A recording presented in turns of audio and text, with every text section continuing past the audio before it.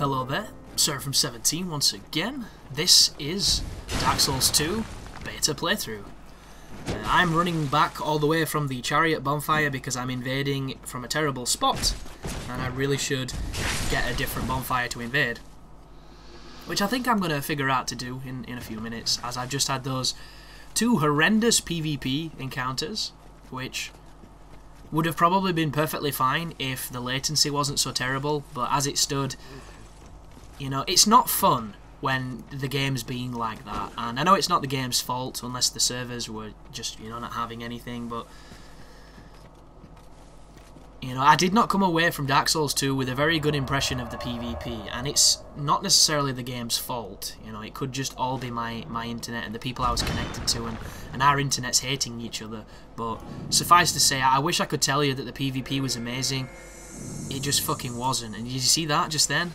Could not find a world. You know, I had the same problems with this game as I do with the other one that's been out for years, so I think it's good that I had this experience. So for everyone who says they fixed everything and everything is perfect, those people now, you know, proven how much the smoke is being blown out of their ass, because they might have, you know, super awesome internet and everything was fine for them, but it doesn't mean everything's fixed. And people need to be aware that, you know, every so often there's going to be problems, because you might not have a shit connection, but you don't know who you're connecting to, and if they do, and if it plays anything like I was playing just then, it's going to be a horrible fight. And nobody wants horrible fights, it's just the fact of the matter, but they will happen, and they will, you know, you'll have to deal with them. So what I was checking there, aside from if I could do this jump, which you totally can, was to see if walking into the bonfire would break the attempted summon. And I did it a few times to see if it worked, and I don't think it did. So instead I'm exploring down here, and I'm eyeing the ledge that you just saw, that little lip on the castle wall thing. And then I find this tunnel, which I don't have a torch, and it's really dark. So hopefully there's no pitfalls. There's mushrooms there, and a questionable void to drop into. More mushrooms. And I can hear something. And I no doubt could hear it at the time, so there's obviously something below me. But I'm really scared as to what that is. And then I'll roll across here a little bit akin to the bottom of the Great Hollow, and there's the mushrooms, and then there's a couple of the undead guys, and the undead guys are the weakest enemies in the beta, so let's play with them. Do some backstabs. Do apologise about the darkness here, guys. There's nothing I can really do. It's a very dark game. There's a parry. There's a riposte. And I think I get poisoned. I think there's a chest down here that's trapped. So if you've got the trap defusal skill, then you'll not get this. But I think this is a really cool idea, because not only are they expanding on the concept of the mimic chests, but they're making it so that there's threats you're not even expecting. And the stuff I picked up just then, the Faram gear, is the stuff I was wearing at the beginning of this playthrough. It's the warrior's standard gear. There's a secret wall that I can't quite remember where this leads to, but we're no doubt about to find out. So I roll around. A lot of bloodstains down here, which makes me wonder, how the hell did the people die? Now, is there some secret monster that only spawns at a certain time? Or like a black phantom? Because if it was just those hollows, I pray for those players. I really do. Or maybe the fall damage did it, you know? Maybe they were quite low on life and they fell and died. So this is a familiar sight for any Souls player. Very Tower of Latria-esque, very Sen's Fortress-esque. Cages on chains that act as elevators. And I'm smacking all the walls, you know, just smack everything, see if I can go somewhere. I've also put two weapons on to mess around with a little bit of dual wielding. Very close fit, that one.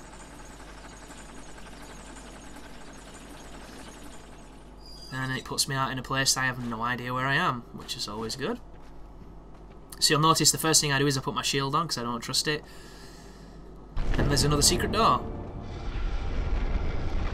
And the thing that really gets me about this particular secret door is I think I tried to go on the other side of it when it wasn't open to open it, and it didn't work. So I was really confused how that happens.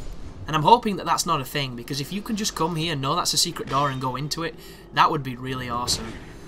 I don't think it would help, because that doesn't lead anywhere to anything of value, it doesn't seem. But you know there's going to be shortcuts later on in the game that are going to be just as valid as any shortcut in Dark Souls. But once again, this is incredibly dark. And if this computer had After Effects, I could put it into After Effects and amend the brightness and the contrast and probably make it a lot more visible. Unfortunately, I don't have After Effects on this machine. It's on my laptop, and I had troubles carrying it across with licenses and things. So it's not something I can really realistically do. And there we go, I got invaded again by Copious 10th. Or Copious X, if he just, you know, likes to be exhibit and X to the Z and all that shit. So in this room there are wooden plates, or wooden boards, sorry, across the windows which you can smash that let in light, which is really useful. Or you can just use a torch, which is another useful thing. That door there, look, that piece of wall looked very suspicious. And I will admit, at this moment in time, when there's enemies knocking around and you're not really comfortable with your surroundings, it's always kind of nerve-wracking in Dark Souls when you get invaded. And that's one of the good things about being able to control it, and in Dark Souls 2, you really can't, unless you don't plug in your internet, which I'm hoping there's going to be some balance to that. I'm hoping there's going to be some way around it. And it does say that if you invade more, you get invaded more because your sin level increases, which kind of makes sense. But at the same time, you know, invading is random, so it seems to me like you'll have just as much of a percentage of chance of invading someone who invades a lot as you will of invading someone else. I mean, I'm not too sure how well the algorithm works or how much they've tested it, but I don't believe it. That's my problem, because I've played a Souls game before. It just seems to be a goddamn free-for-all.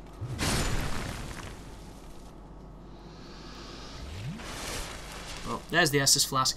I assume the invader can see damage numbers through walls, so he'll have an idea where I am, but maybe that's a wrong assumption. And because I can't hear him, because he doesn't make any sound, it makes it kind of awkward.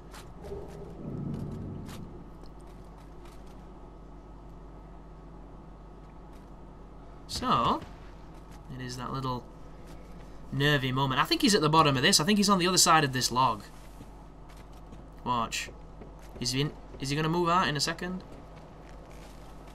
No? Where did I see him?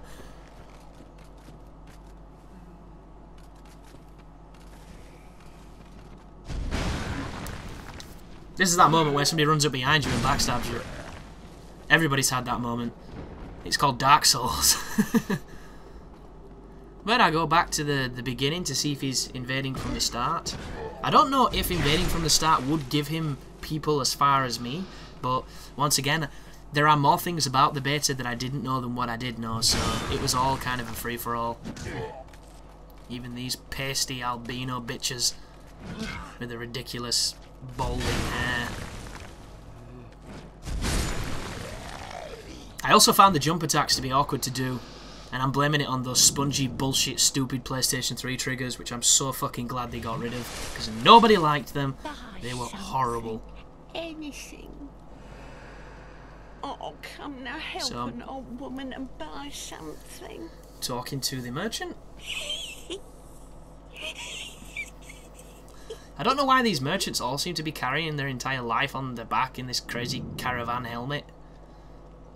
But this lady's got a ton of stuff, and it's a ton of stuff you'll recognise. Because it's from Dark Souls, and I believe I buy the Bastard Sword just to see what its moveset's like, because I want to know if it's got the Claymore moveset, or the Bastard Sword moveset, depending on what you use the most.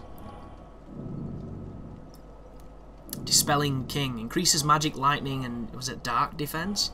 So that's a ring that defends against pretty much all the... There's the magical witching urns. I heard a lot about these urns, so I buy them. Mainly because I want to throw them because they sound hilarious, and I buy a lot. But this entire time, this invader could be looking for me and finding me, and he just kind of doesn't. There's a red sign on the floor for anybody that wants a nice fight. I still can't use the bonfire. Couple of red signs down for people really wanting to hit that PvP. I put my witching urns on just to test them out, hopefully throw them at some people trying to invade. And I am a big fan of these urns, but I am a little bit high level, so the people invading me will probably not be damaged too much by them. Like if this was base level when you start the beta, these urns would be killers. But as it stands, I don't think they're as good, but they stun, and stun is really important. And here he is. Here's our friend. And first thing, we do the old little shuffle, and he's going directly... Oh, that was very strange. Pops a healing item, goes for the back, and I try a counter backstab, which would have worked if... I try another one there, but that one didn't work at all.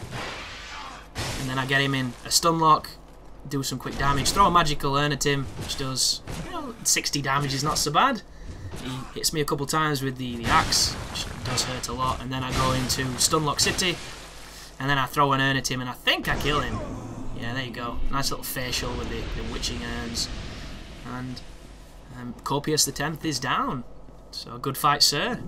No, not too laggy, that fight, just really Dark Souls 2-y, and not in a good way. But we'll push forward. And what I'm going to do now is, because I've killed an invader, I go back to speak to the guy in the chariot room, thinking, you know, I've got my hands a little bit dirty, maybe I've qualified for him to talk to me. And it only counts invasion kills, because he still tells me to, you know, politely piss off. Well, not politely, he's actually quite terse, isn't he? He's not exactly, you know, beating around the bush. He's rather callous. But here is the Bastard Sword, which has quite a lot of the moves are quite similar. It's got the running attack, which seems a lot lengthier, but fast.